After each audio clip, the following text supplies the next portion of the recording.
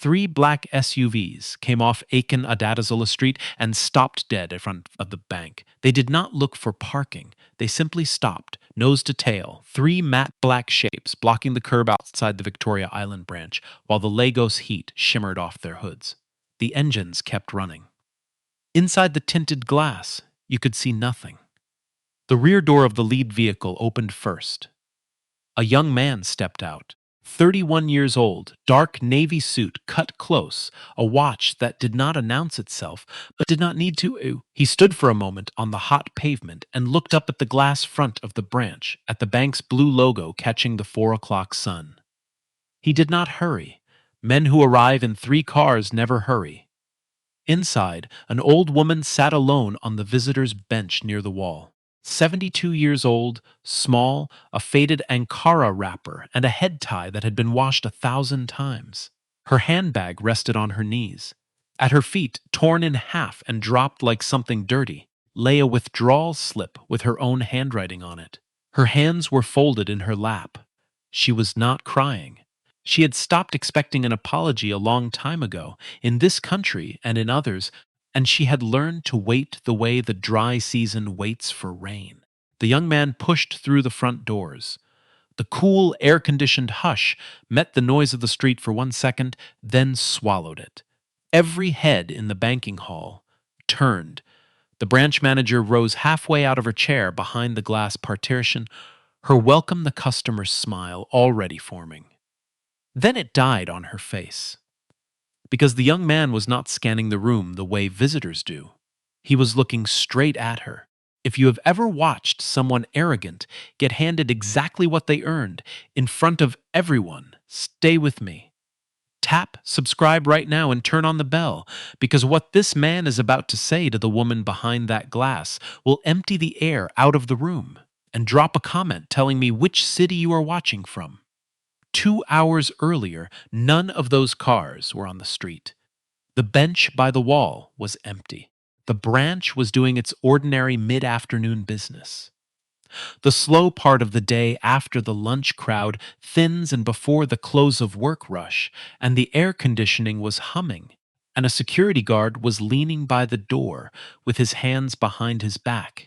And a small old woman in a faded green wrapper stepped through the glass doors, carrying nothing but a worn leather handbag and a folded sheet of paper. Her name was Ezi Okonkwo, 72 years old. Small, maybe 5'1", thin through the shoulders, skin the deep brown of polished mahogany, lined at the eyes and the mouth by 7 decades of sun and laughter and grief. Her hair was white and cropped close under a faded head tie. She wore a green Ankara wrapper that had been good cloth once, flat rubber sandals, and no jewelry except a thin gold band on her left hand that had not come off since 1974. She moved slowly, not from weakness, from the kind of patience you only earn by outliving the people who underestimated you. She had buried her younger sister 3 days before, in the village outside Oka, and she had come back to Lagos with red earth still under her fingernails and a tiredness in her bones that no sleep could touch.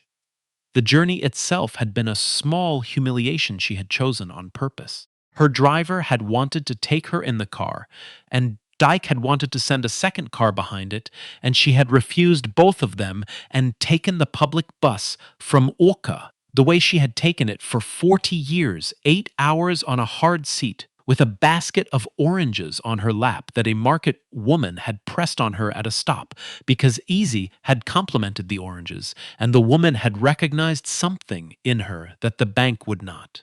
People in the village still knew how to see an old woman. She had eaten 3 of the oranges on the road and given the rest to the children at the motor park in Lagos, and she had not gone home to change because the burial society needed 70,000 naira by Friday for the final rites, and Ezzy had promised. Essie always kept her promises. That was the whole architecture of her life, if you wanted to know the truth of her. She kept her word, and she made other people keep theirs. And somewhere in between those two habits, she had built something very large. But you could not see any of that on her this afternoon. This afternoon, she was just an old woman in mourning cloth who needed to take some money out of her account. She stopped a few steps inside the door to let her eyes adjust to the cool dimness. The branch was beautiful in the way these new banks are beautiful, all pale, marble and brushed steel, and a wall of frosted glass behind the teller line. On the wall to her right hung a large framed poster, blue and white, the bank's customer charter. We serve every customer with dignity and respect, it said, in clean corporate lettering, and beneath that, smaller, a line about how no customer would be discriminated against on any grounds whatsoever. Easy could read it. She could read 4 languages, in fact, though nobody in this room would think to ask. She looked at the poster for a moment. Then she walked to the queue. Behind the glass partition at the end of the teller line sat the branch manager, Zara Madhu. 33 years old, sharp navy blazer, hair pressed straight and falling to her shoulders, a face that was pretty in a hard, finished way, like a thing that had been polished until it stopped reflecting anything back. She was good at her job in the way the bank measured the job, which was to say her branch hit its targets, and her high net worth clients felt important, and her quarterly numbers made the regional director smile. She had clawed her way up from a teller's stool in Surulere, and she had decided, somewhere along that climb, that the surest way to never go back down was to make very sure everyone could see the distance she had put between herself and the bottom. She was reviewing a fixed deposit file when the floor supervisor leaned in and murmured something, and she glanced up and she saw the old woman in the green wrapper join the queue. She made a calculation in 3 seconds. It was a calculation she made many times a day, and she was proud of how fast she had gotten at it. Faded wrapper, rubber sandals, village head tie. Burial cloth, probably, given the dust on it. This woman was a pension account, if she had an account at all, the kind that held maybe 40,000 naira, and generated nothing for the branch but queue time and complaints. The kind of customer who would stand at the counter for 20 minutes arguing about a charge of 200 naira. Zara had a meeting with a genuine client at 4:30, an importer with money, and she did not intend to spend the time before it untangling some village woman's passbook. She caught the eye of the teller, a young man named Chidi, and gave a small flick of her head that meant move her along. Chidi Eze was 26. He had been on the counter for 8 months. He had a soft, open face and the careful manners of a young man who had grown up with very little and had been raised by a grandmother who would have boxed his ears for rudeness to an elder. He watched the old woman shuffle to the front of the line and lay her folded withdrawal slip on the counter with both hands, the way you offer a thing rather than the way you demand it, and something in his chest went quiet and respectful. "Good afternoon, Mama," he said. "You are welcome. How can I help you?" "Good afternoon, my son." Her voice was low and unhurried, the accent thick with the village, the Igbo of someone who had spoken it before she ever spoke English. "I want to withdraw 70,000 naira from my account. I have written everything here." She had. The slip was filled out in a careful, old-fashioned hand, every figure clear, the account number, the amount in words and in figures, signed at the bottom. Chidi unfolded it and read it and reached for his keyboard. That was when Zara stood up from her desk and crossed the floor. "Hold on," she said, not to Eze, to Chidi. She did not look at the old woman at all yet. The way you do not look at a thing you have already decided is in your way. "Let me see that." Chidi handed her the slip. Zara glanced at it, then finally looked at the customer it belonged to, and her gaze did the thing Ezzy had felt 1,000 times across 1,000 counters in a long life.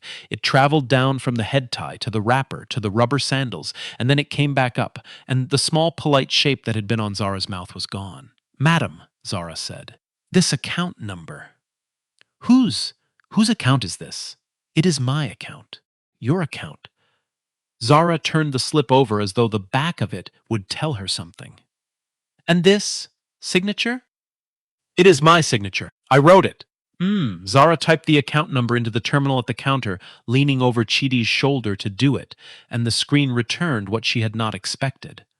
The line went still around her face for half a second. Then she recovered, and the recovery made it worse, because now she had a problem, and she was the kind of person who did not like problems handed to her by people she had already filed under nobody. Madam, she said, there is going to be a difficulty here. This account has a balance that does not. It does not match the profile. Do you understand? We have a responsibility. There are checks we must do. I cannot just authorize a large withdrawal on an account like this from a walk in customer I do not know. It is my money, Ezzy said, simply. Not loud. That is what everybody says. Zara's voice had taken on the flat, clipped efficiency she used when she had decided to win. I see this every week, madam. People come with a slip and a number they got from somewhere. You understand we have fraud in this country? We have people who target accounts. I am protecting the customer. I am protecting you. It is my money, as he said again. I am the customer you are protecting it from? Listen to yourself, my daughter. Zara's jaw tightened at my daughter. She did not like to be claimed by an old woman in a farm wrapper.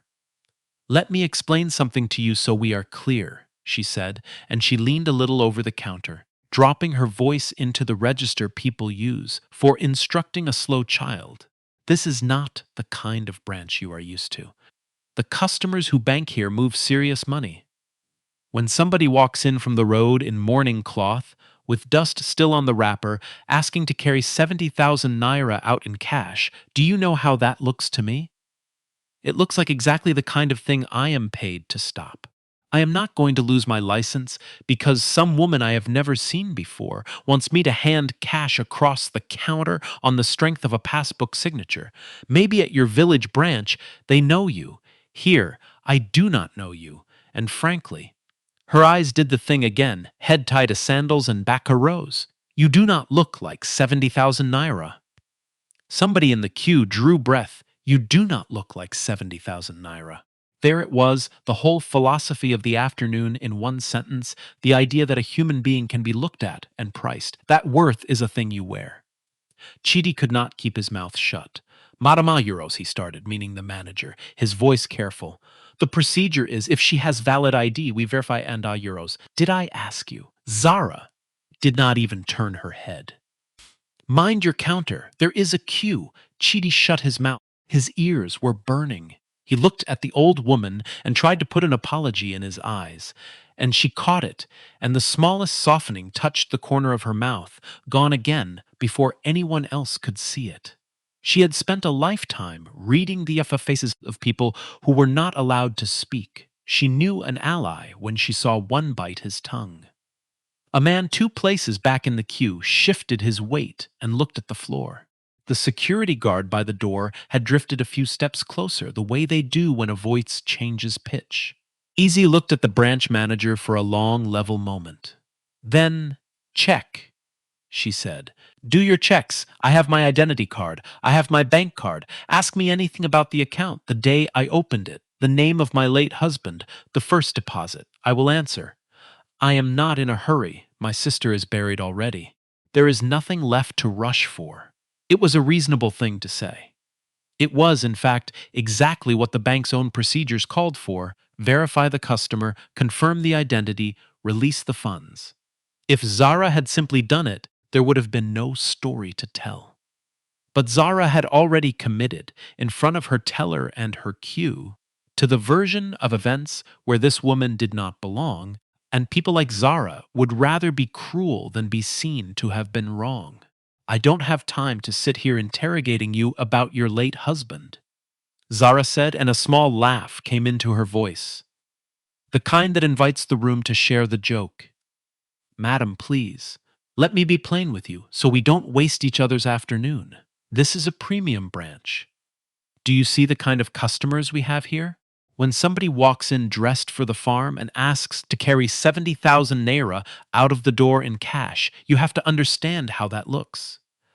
I am not saying you are a fraudster. I am saying I cannot help you today. Go to your home branch, wherever you open this. Go and meet the people who know you there." The whole queue heard it, dressed for the farm. A woman near the deposit slips made a small sound, half a wince.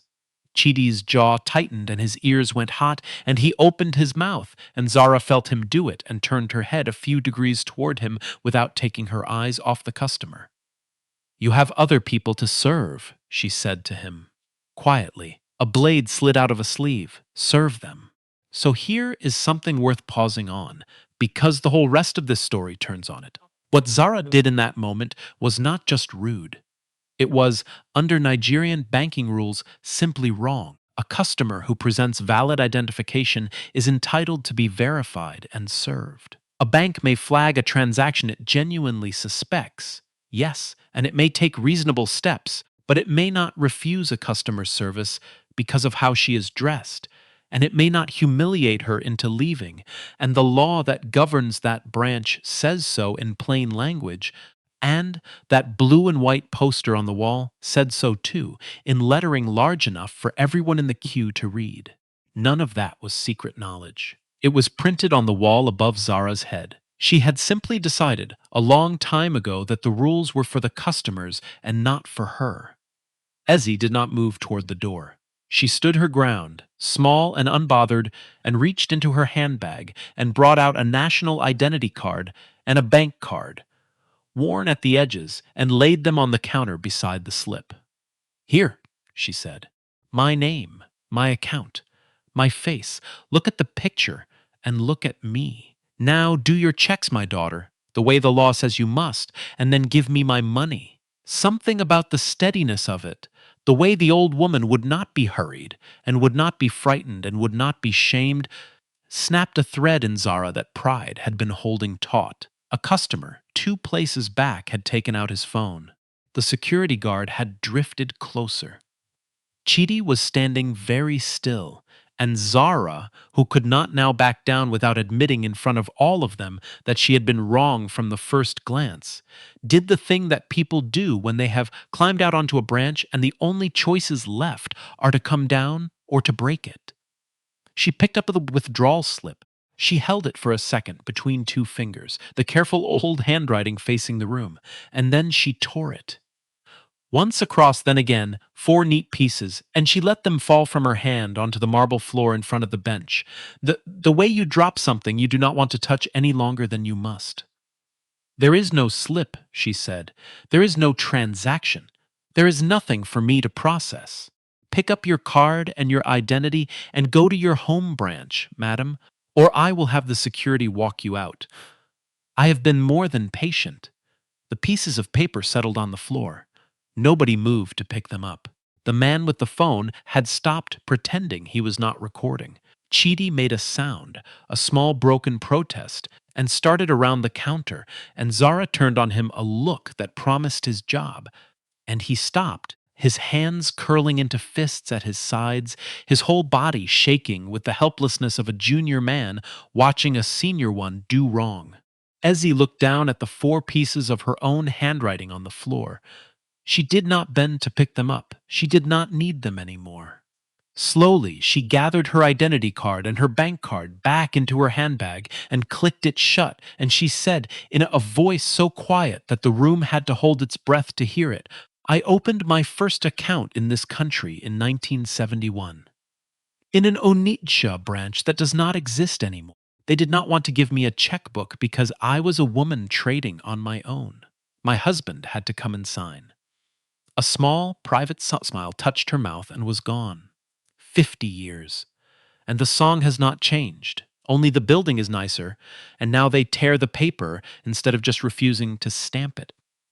"If you are not going to leave, I will have to ask the security to assist you out." Zara said it pleasantly, which was the cruelest way she could have said it. "There are customers waiting." "I will sit," Ezzy said. "I will wait. Somebody with sense will come." She walked to the bench by the wall, under the poster about dignity and respect, and she sat down, and she folded her hands in her lap. Some fights are not won with the voice. Some are won by refusing to leave the room. And the woman on that bench had been winning fights that way since before the managers standing over her had been born. Zara watched her settle onto the bench and felt the small irritation of thing not fully concluded. The old woman was supposed to leave. They always left. You make the room cold enough, and they gather their cloth and they go, and the afternoon resumes its proper shape. This one was sitting. Zara turned the moment over and decided it did not matter. Let her sit. The 4:30 client would arrive soon. The importer would see a clean, ordered, premium banking hall, and that was what mattered. She went back behind her glass. What happened next she would think about for a long time afterward. She would think about it at night. The next customer Chidi called to the counter was a man in his 40s, in a good agbada, gold rings, a phone in each hand, the kind of customer Zara liked. He wanted to withdraw 400,000 naira in cash. He had no appointment. He was not a signatory Zara recognized, and Zara walked over, smiling, and authorized it personally, and chatted with him about the traffic on the third mainland bridge while Chidi counted the bundles, and never once asked him a single question about his late husband or whether the account matched his profile. 400,000, 6 times what the old woman had asked for, handed over the counter in minutes to a stranger, in good cloth, no checks, no suspicion, no fraud prevention duties suddenly remembered. Ezzy watched the whole thing from the bench. She said nothing. Her face did not change, but she counted it, the way she counted everything, and she filed it where she filed the things she would need later. 10 minutes later, a young woman came in, expensively casual, sunglasses pushed up into her weave, and asked to make a large transfer that tripped a genuine verification prompt on the screen, the kind that is actually designed to catch fraud. Zara handled it herself, breezy and warm, and waved the verification through with a manager's override and told the girl to greet her mummy. The system had flagged a real risk, and the manager had personally overruled it for a customer who looked the part in the same hour that she had invented a fraud risk that did not exist to refuse a customer who did not. Ezzy watched. She said nothing. Here is a thing worth understanding, because it is the quiet engine under the whole afternoon. The rules a bank uses to decide who is a risk are supposed to be about behavior and documents and patterns, things you can write and check. What Zara had done was swap all of that out for a single shortcut, the wrapper. She had let a person's clothes stand in for their entire financial truth, and the terrible efficiency of it was that it ran both ways at once, opening every door for the man in the Igbada and bolting every door against the woman on the bench. And in both directions it made the bank less safe, not more, because a fraudster in a good Agbada walks straight through and an honest pensioner in a cheap wrapper is turned away at the counter. Prejudice always sells itself as caution. It is the most expensive caution there is. 20 minutes passed, then 30. The old woman sat on the bench with her handbag on her knees and her sandaled feet flat on the marble, and she did not take out a phone, and she did not complain to anyone, and she did not move, Ed. And her stillness slowly became the loudest thing in the room. People glanced at her and glanced away. The security guard, whose name tag read Sunday, offered her a cup of water from the dispenser, and she thanked him by name because she had read the tag on his chest, and he went back to his post oddly moved and not knowing why. Chidi could not stand it. On his break, he came around the end of the counter, drying his hands on a paper towel, crouched down in front of the bench so that his eyes were below hers, the way you approach an elder, and he spoke low. Mama, I'm sorry. I am ashamed of what happened. That is not how this bank is supposed to treat anybody, and it is not how I was raised to treat my mother's mother. He hesitated. If you give me your home branch, I can call them. I can try to sort it from this side, quietly. You should not have to be sitting here. She looked at him with a warmth that had been entirely absent from her dealings with the manager. What is your name, my son? Chidi, Mama. Chidi Ize, Ize. She nodded slowly, as if the name pleased her. A good name. You crouched down to talk to me, Chidi. Do you know how many people in that uniform have ever crouched down to talk to me? You can stop being ashamed. The shame is not yours to carry. You did the one thing you could do, which is to be kind in a place that was not being kind, and that is not a small thing. That is the whole thing, actually. People think it is small. It is the whole thing. She patted his hand once. Go back to your counter before that woman writes your name down. I am all right. I am waiting for someone. Who, Mama? Can I call them for you? No, no. The first real lightness came into her face. He is already coming. I called him before I sat down. She tapped the worn handbag on her knee. He does not like it when I take buses, and he does not like it when people are unkind to me. He has a temper, that one. His grandfather's temper, exactly. She smiled to herself. I am sitting here partly so that when he arrives, he can see it with his own eyes. Otherwise, he will not believe me. He will say, Mama, surely it was a misunderstanding. He is a forgiving boy underneath. Too forgiving sometimes. Chidi did not fully understand her, but there was something in the way she said he is already coming that made the back of his neck prickle, and he went back to his counter slower than he had left it. There is a proverb where Ezzy was born. The lion does not turn around when the small dog barks behind him. He keeps walking, not because he did not hear it, because he has measured the dog and the distance and the day, and he knows that the dog will still be there when he decides to turn, and that turning is a thing you do once, completely, at a time of your own choosing. Ezzy Okonkwo had been a lion her whole life. She had simply never seen the prophet in roaring. She let her mind go back, on that bench, to the warehouse in Aba in 1974, the year of the wedding band on her hand. She had 11 naira and a husband with a weak chest and an idea that everyone told her was madness. That she could buy palm kernel from the village women who had no one to sell to, press it properly, and ship the oil to a buyer in Port Harcourt who did not believe a woman could deliver on time. The buyer was a man named Briggs, and he had laughed at her on the telephone, a long, wet laugh she could still hear 50 years later. Too small, he said, to village. You people always start and never finish. Come back when you have a real company, madam, and we will talk. She had not argued with him. Arguing was for people who needed to be believed. She had simply borrowed a lorry on credit. She had no right to, pressed oil for 3 days and 2 nights without sleeping, and delivered the first drum to his gate 2 days before he expected it, and the second drum early, and the third, until the laughing stopped and the calling began. Within 4 years, the buyer who had laughed was calling her. Within 15, she owned the press and the trucks, and, when his sons ran his company into the ground, the buyer's company too.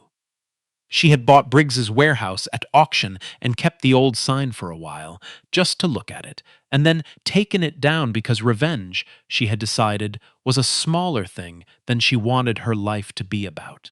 She had built it the slow way, the only way she trusted, by keeping her word until her word became the most valuable thing she owned, more valuable than any building or truck or bank. She had buried her husband in 1991, the weak chest finally winning, and she had kept building because stopping felt like a kind of lying to him, like telling the man who believed her when no one else did that he had been wrong to. By the time she was 60, she sat on boards full of men who had laughed at women like her. By the time she was 70, the thing she had built had a name people, in this very branch, said with respect, without ever once connecting it to the small old woman they had filed under nobody. And she had decided, somewhere in those 50 years, the thing that mattered most about her, the thing the rest of this story exists to show you. She had decided that she would never ever build her house on the foundation of deciding who deserved a seat. She had been the one refused the checkbook. She had been the one laughed at on the telephone. She knew exactly what it cost a person to be made small by someone who held a little power and mistook it for worth. And she had promised herself, in that warehouse with 11 naira, that if she ever rose, she would not pull the ladder up behind her. She was thinking about that promise when, through the glass front of the branch, she saw the first of the three black cars turn off Akin Adasola Street. Let me ask you something before the doors open.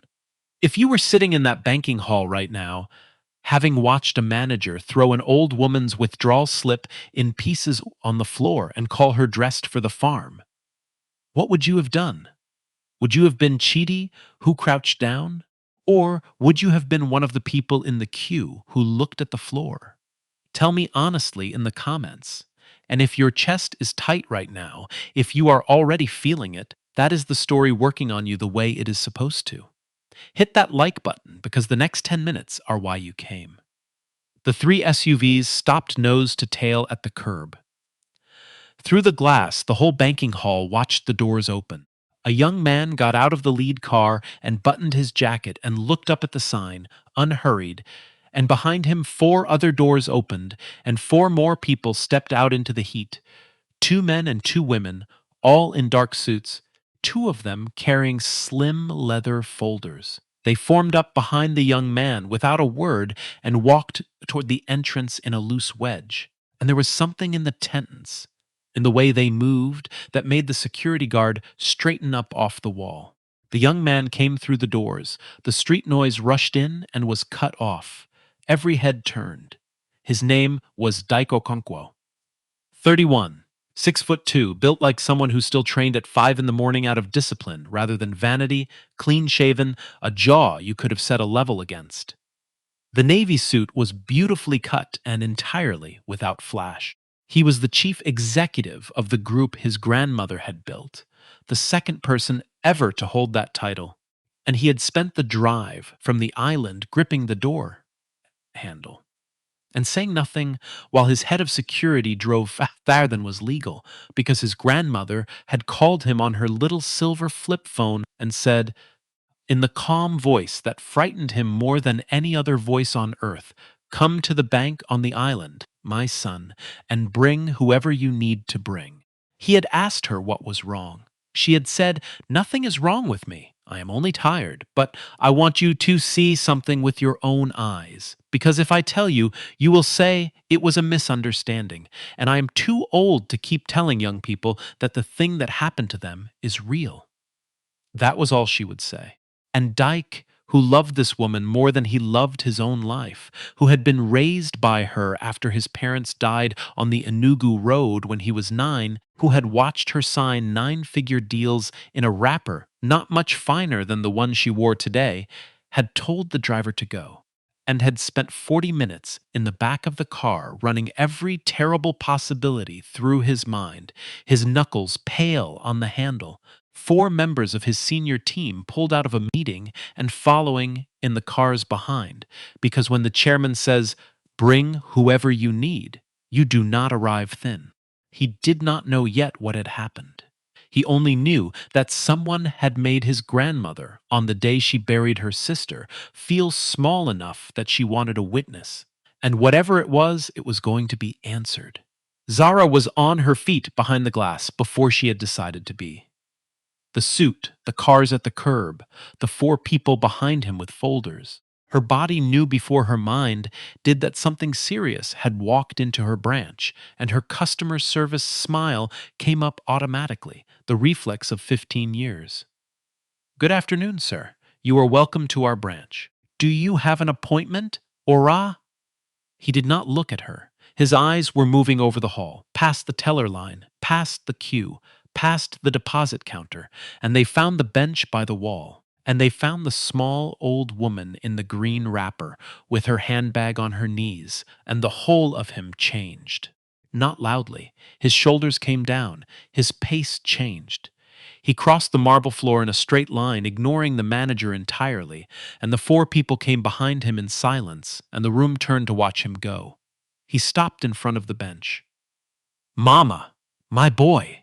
He crouched, exactly as Chidi had crouched, so that his eyes were below hers. He took both of her hands in both of his. He looked at her for a moment, at the dust still on the wrapper from the burial, at the tiredness around her eyes. And then his gaze went down to the floor in front of the bench, to the withdrawal slip lying there in 2 pieces where it had fallen. Mama, he said very quietly, where is your money? Ezzy did not answer with words. She let her eyes move just once from the torn slip on the floor up to the manager, who was now standing a few feet away with her smile coming apart at the edges. That was all. One look. But it was enough. There was enough. One look from certain people is enough. Dyke rose to his full height slowly, still holding one of his grandmother's hands, and turned to face Zara. You tore up my grandmother's withdrawal slip, he said. It was not a question. The voice was level, almost gentle, and somehow that was worse than shouting would have been. Sarah Euro, Zara's smile was gone now. Her eyes went to the cars, to the folders, to the way the four people behind him had quietly spread to a respectful distance, watching. Sir, I think there has been some misunderstanding. I would never euros. I am not asking you what you think. He said it without heat. I can see the slip on the floor. I can see my grandmother sitting on a bench for. He glanced at the security guard who answered the unspoken question on instinctus, the better part of an hour. I am not asking you to tell me what happened. I am telling you what happened.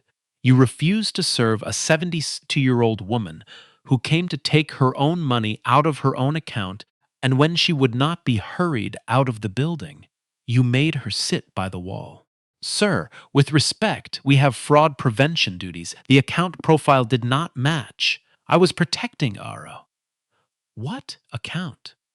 Dyke turned to the woman on his left, the one with the leather folder, and she stepped forward and opened it without being asked. Read her the account. Zara, against every instinct, glanced at the terminal at the counter. Where the number Easy had written was still on the screen from when she had typed it in to dismiss it. And she read it, and the world tilted very slightly under her good navy shoes because she had not actually looked at the balance. She had decided who the woman was and refused her on the strength of the wrapper, and she had never looked at the number on the screen. Do you know who this woman is? Dyke asked. Zara shook her head, a small mechanical motion. Her name is Ezi Okonkwo. He said it without flourish, the way you state a fact that does not need help. She is the founder and chairman of the Okonkwo Group.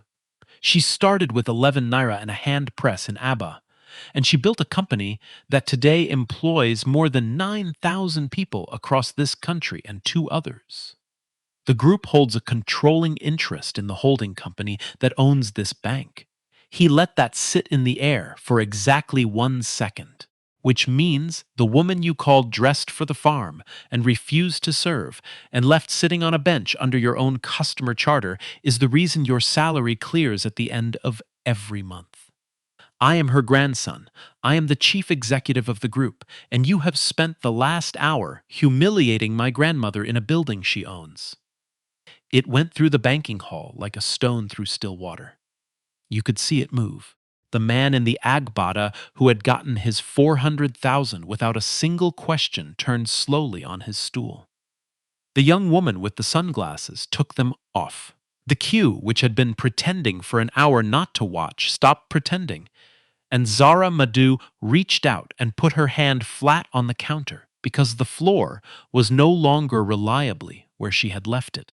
That account, Dyke went on, and his voice did not rise, which was the frightening part, the one whose profile you said did not match. Did you look at it? Did you actually read the balance before you decided what kind of person my grandmother was? He waited. Zara's mouth opened and nothing came out. No, you did not. You decided at the door.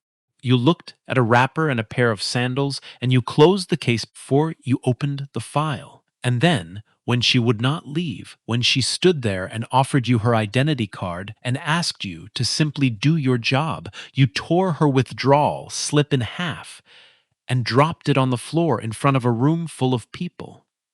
He glanced down at the 4 pieces, still lying on the marble by the bench. Nobody had picked them up. It is still on the floor. Look at it.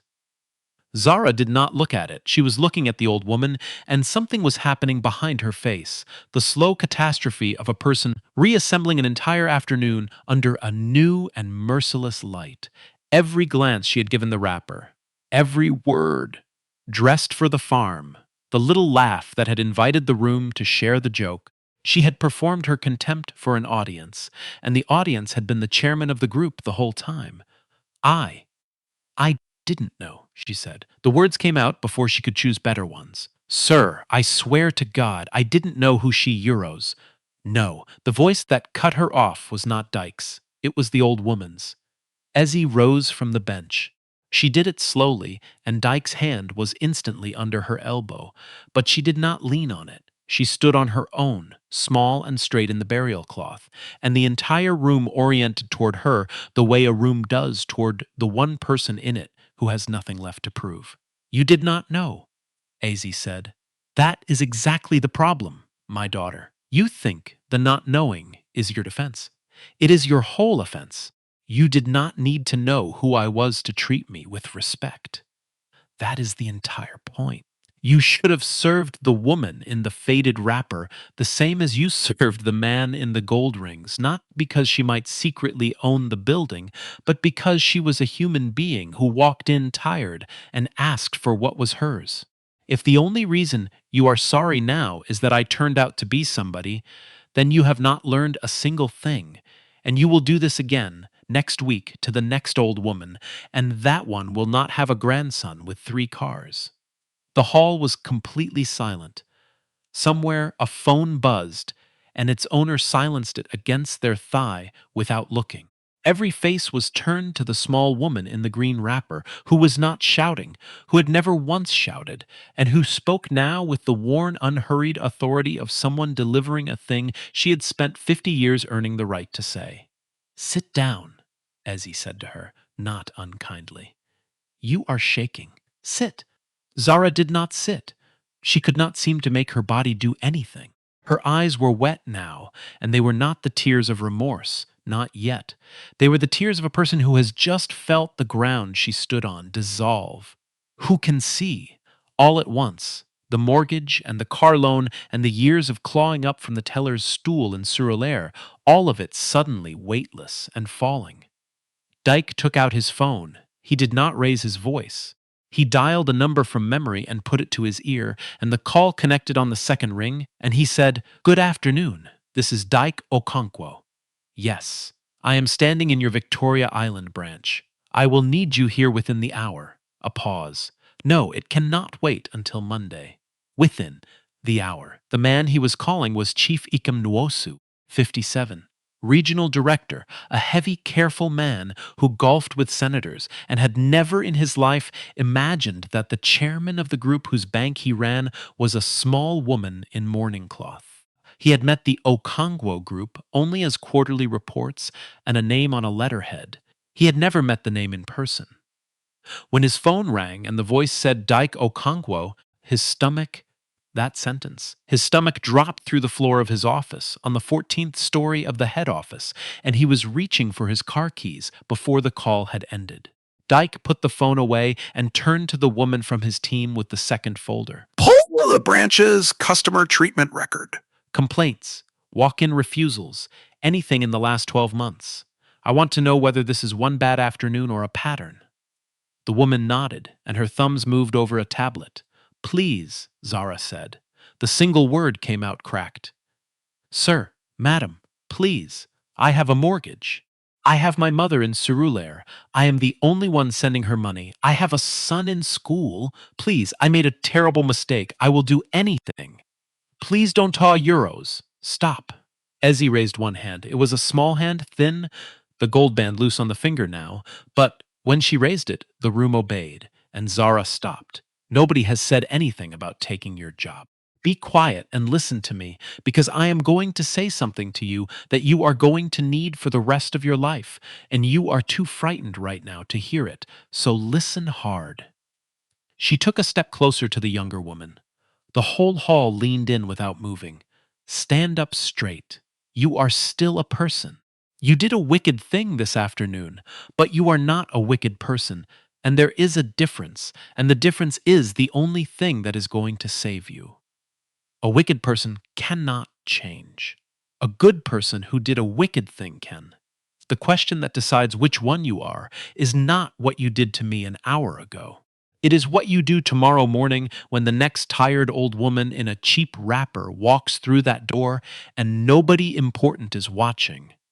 Let me tell you what you actually believe, because I do not think anyone has ever said it to your face. You believe that some people belong and some people do not. You believe it so deeply that you do not even hear it as a belief anymore. It feels to you like simply seeing clearly. You looked at me and you did not see a liar or a thief. Not really. You saw someone who did not belong in your beautiful branch, and belonging in your mind is something a person earns by their clothes and their accent, and the size of the number in their account. So you protected the place from me. You thought you were doing your job. Ezzy shook her head slowly. But here is the trap you have built for yourself, my daughter, and I want you to see the whole shape of it, because it is going to ruin your life if you do not. As long as you believe some people belong and some do not, you will spend your whole career sorting human beings at the door. And you will be wrong constantly, the way you were wrong today, because the wrapper tells you nothing. The man in the gold rings you waved through could be a fraudster. The girl in the sunglasses whose verification you overrode could be laundering money for somebody. The old woman you threw out could own the bank. You cannot read worth off a person's clothes. Nobody can. It is not a skill you are bad at. It is a thing that does not exist. And every day you keep trying to do it, you will insult the honest and welcome the guilty, and call it caution. Chief Ikem Nwosu came through the front doors 11 minutes later, sweating through a shirt that had been crisp when he left the head office, breathing like a man who had taken the stairs. He had broken at least 2 traffic laws on Akin Adesola. He saw the cars first and understood them, and then he saw the chief executive of the group standing in the middle of his banking hall, and then, last and most slowly, he understood that the small old woman beside the chief executive, the one in the burial wrapper, was the chairman, and the blood went out of his face. Mr. Okonkwo, Madam Chairman. He was almost bowing. I came as fast as a euro. I had no idea. I am so deeply, deeply sorry. Yeah, you had no idea, Dyke said, which is the second time I have heard those words in this branch in the last 15 minutes, and they are starting to sound like an accusation against you rather than a defense. Your manager did not invent her contempt this afternoon, Chief. She learned it. She learned it somewhere, from someone, in a culture somebody built. She looked at an old woman in a cheap wrapper and decided the bank did not want her money, and she did that because somewhere along the line she came to believe that is what this branch is for. That is not one manager's failure. That is a failure of the house, and you run the house. Sir, yeah, our training. We have a customer charter. It is on the wall, Euro. It is on the wall. Dyke turned and pointed at the blue and white poster above the bench, and Chief Ekham's eyes followed his hand, and the man read his own bank's promise about dignity and respect and discrimination on any grounds whatsoever. Hanging directly above the spot where the chairman of the group had sat, refused for the better part of an hour. It is on the wall, Chief, 3 feet above where my grandmother was sitting. A poster on a wall is not a culture. It is a decoration that lets everybody feel they've already done the work. The work is what your manager does at 9 in the morning when a tired woman in a cheap wrapper walks in and there is nobody to impress. That is your culture, not the poster, the 9 a.m. I will terminate her appointment this afternoon, effective immediately, I assure you. No, said Ezzy. Again, everyone looked at her. Dyke looked at her. There was a flicker of something on his face, a grandson's familiar exasperation, the look of a man who had seen his grandmother do this before and knew there was no arguing with it. Mama, he said, low. She raised the small hand again, and again the room stilled. If you sack her today, she said, she learns nothing. She goes home tonight, and she does not think about the old woman she humiliated. She thinks about herself. She thinks I have lost everything because of one village woman, and she nurses it, and the bitterness grows in the dark, and in 6 months she is sitting behind some other desk somewhere, being twice as cruel to the next person who reminds her of the day she fell. Punishment lets her be the victim of the story. I will not give her that. I am taking it from her. She looked at Zara directly. You are not sacked. You are going to keep your job. And every single working day for the next 90 days, you are going to stand at that door when the branch opens, and you are going to personally greet every human being who walks through it, the man in the agbada and the woman in the farm wrapper exactly the same, as though each one of them owns this building. Because the truth that you could not see this afternoon is that any one of them might. And the deeper truth, the one I actually need you to learn, is that it should not matter whether they do. Zara was crying openly now, and these were different tears than before. There is no force on this earth more devastating than mercy you have not earned from the exact person you wronged. Punishment, punishment. You can survive by hating the one who punishes you. Uh, Grace gives you nobody to hate but yourself. It takes away every hiding place. Zara stood in the middle of the banking hall she had ruled an hour ago and felt the full weight of what she had done arrive in her chest, not because she was being destroyed, but because she was being spared. And the sparing left her no story to tell in which she was not the one in the wrong. And Chief, Ezzy went on, turning to the regional director, who flinched, you are going to sit with my grandson this week, not to be punished, to rebuild the house. I want every member of staff in this branch, and then in every branch, trained properly. Not the training where they recite the charter on the wall and sign a form. Real training. I want them to understand that the woman in the cheap wrapper is not a risk to be managed off the premises. She is the customer. She is the reason the doors open. The man with the gold rings can take his money to any bank in Lagos, and they will all smile at him. The old woman who has banked her little pension with you for 30 years and has nowhere else to go, the one you can afford to be rude to precisely because she is loyal and quiet and poor, that woman is the one who tells you what kind of bank you actually are. Treat her like a queen, and you will never have to wonder. And I want one more thing, and write this down, because I am going to ask about it. Every customer who walks into one of our branches should know how to complain when we fail them, because we will fail them. We are human. The question is only whether we make it easy or hard for them to be heard. I want it printed where people can see it, not in small letters at the bottom of a form. That if a customer's mistreated, they can take it up with the branch first, and if the branch does not fix it, they can carry it to the Consumer Protection Department of the central bank, and that it costs them nothing to do so. Do you understand what that does, Chief? It does two things. It tells the customer she has power, which she does, more than she knows. And it tells your staff every morning that the old woman at the counter is not helpless, that she can reach past the manager and past the regional director, all the way to the regulator, and that knowing this, they had better treat her well, not out of fear, but because it was always the right thing, and now there is simply no profit in doing otherwise. People do the right thing for the wrong reasons first, Chief, and then one day, if you are patient, the reasons catch up. Start them with the fear of the regulator if you must. End them at decency. But start them. Yes, Madam Chairman, Chief Ecom said it the way a man says words he is going to remember, and one of the people from the cars was already typing it into a tablet. Chidi Eze had been standing at the end of the teller line through all of it, gripping the edge of the counter, his eyes bright and his jaw set, holding himself together. Now Ezzy turned and found him with her gaze, and the first wide, unguarded warmth of the whole afternoon came back into her tired face. Come here, my son. Chidi came around the counter.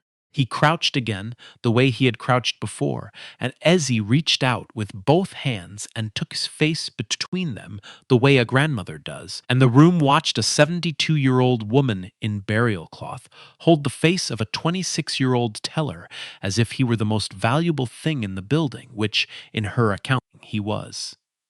You were the only one, she said. Out of all of them in their good uniforms, you were the only one who crouched down to talk to me as though I were a person and not a problem. You did it when the woman who could sack you was standing right there with a knife in her voice. You did it when there was nothing in it for you, when you did not know who I was, when you thought I was nobody. That is the rarest thing in the world, Chidi.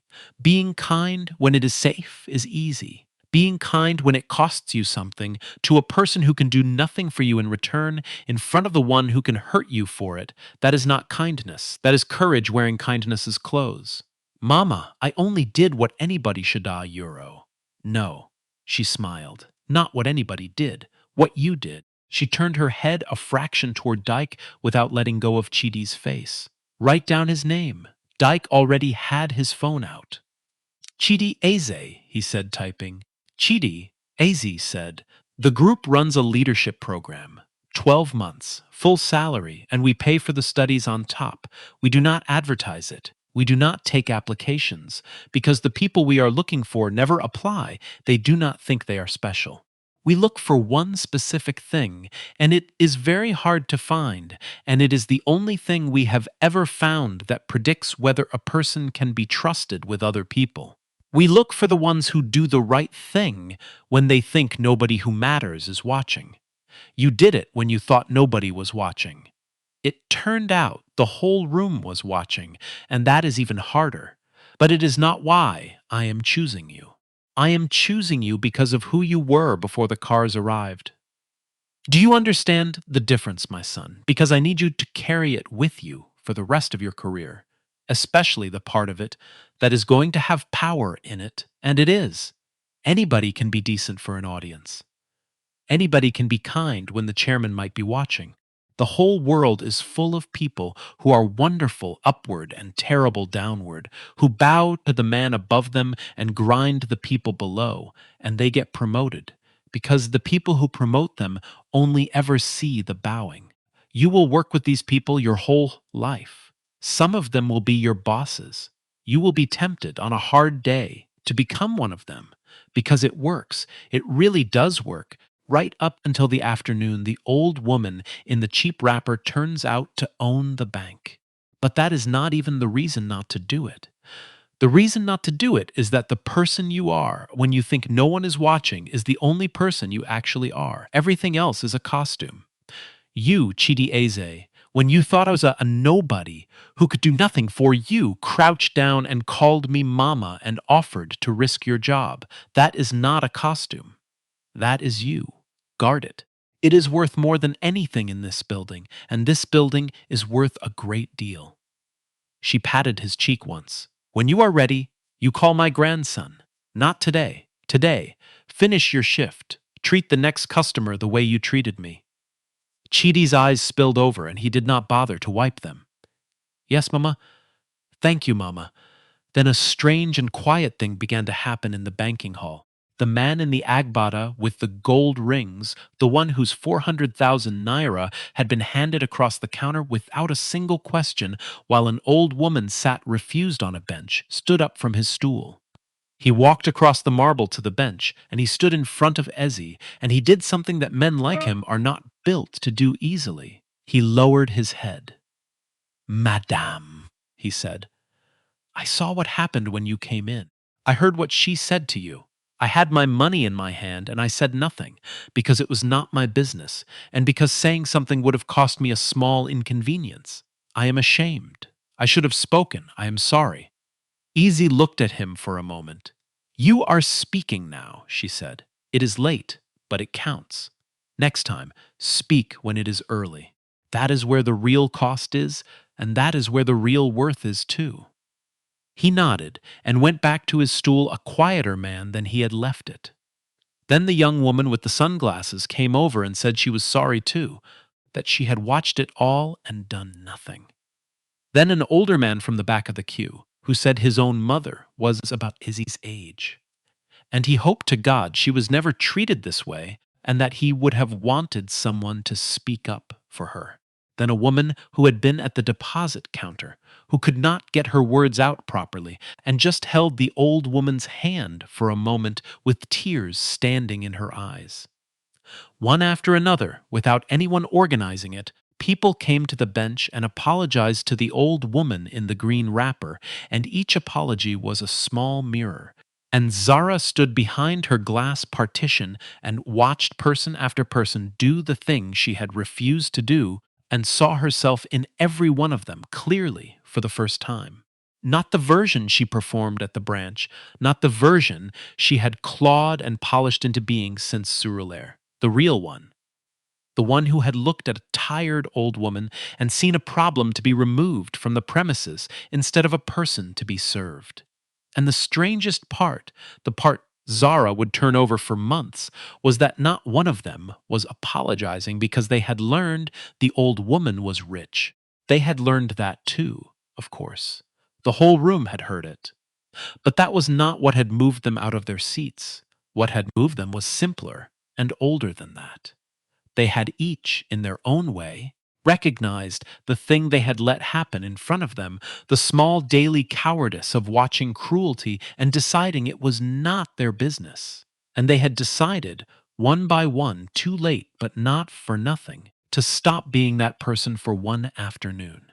The wealth had only opened their eyes. What they saw when their eyes opened was a human being who had deserved better all along. When it was done, Ezzy turned back to Chidi.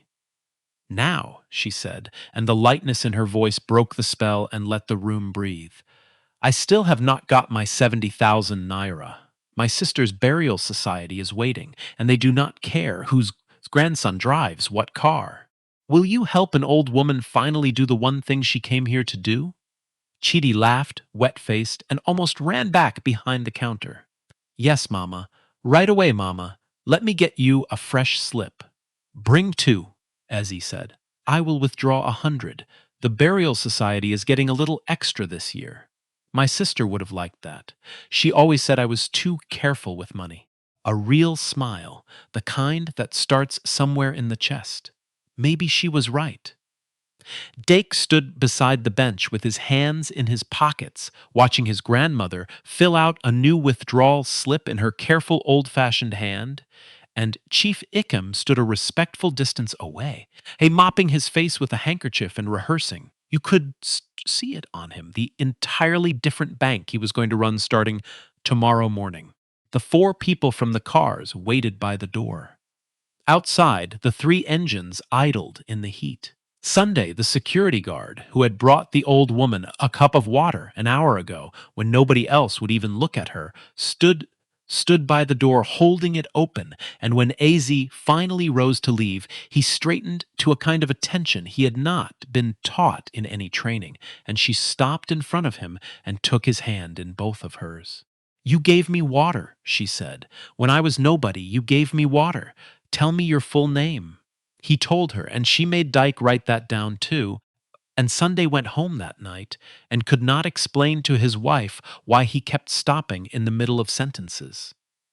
And the next morning, and the morning after that, and every morning for 90 mornings, Zara Madhu stood at the door of the branch when it opened and greeted every single person who walked through it, the man in the agbada and the woman in the farm wrapper, exactly the same. And somewhere around the third week, she stopped doing it because she had to, and started doing it because she could not imagine going back to who she had been. She was not redeemed by a speech. Nobody is.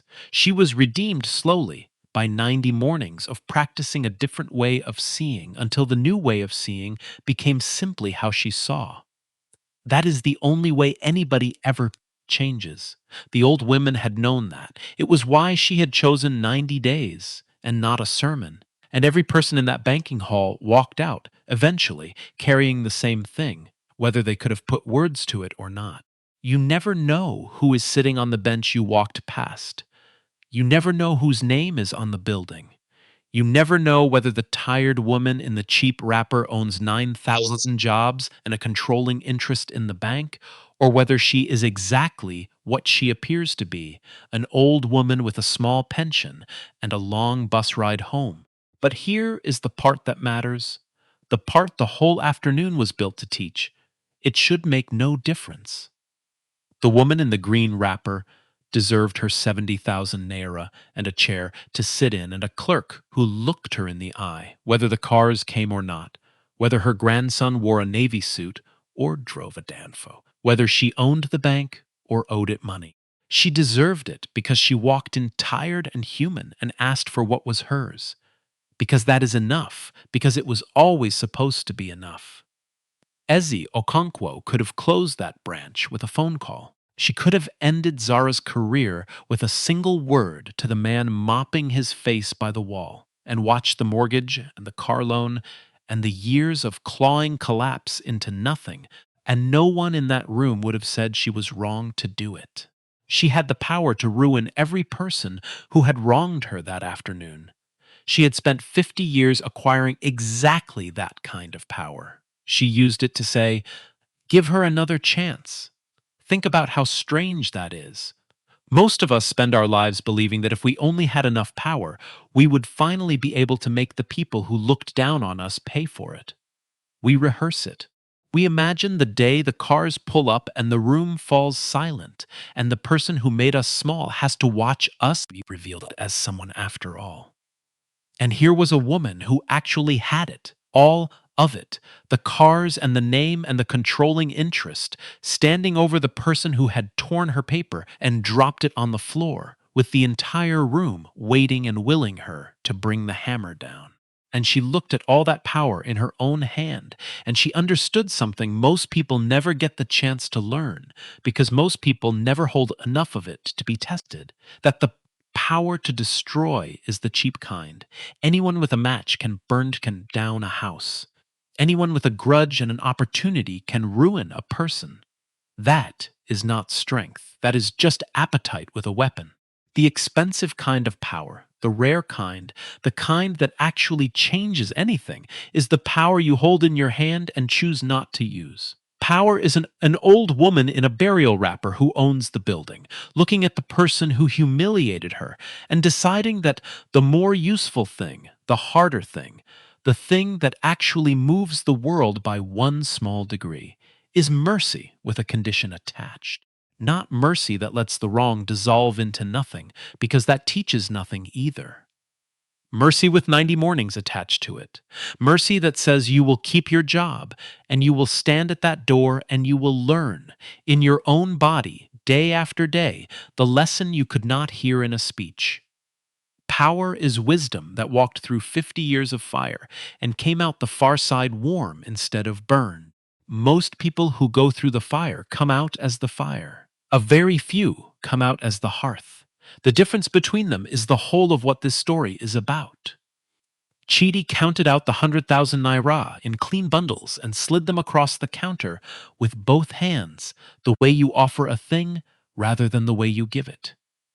Azy folded the notes into her worn handbag and clicked it shut. She took her grandson's arm, not because she needed it, but because she liked the feel of it, and they walked together toward the doors, and the small woman in the green wrapper passed under the blue and white poster about dignity and respect, and she paused, and she read it once more, all the way through, the line about every customer and the line about no discrimination on any grounds whatsoever. They had it written on the wall the whole time, she said to no one in particular.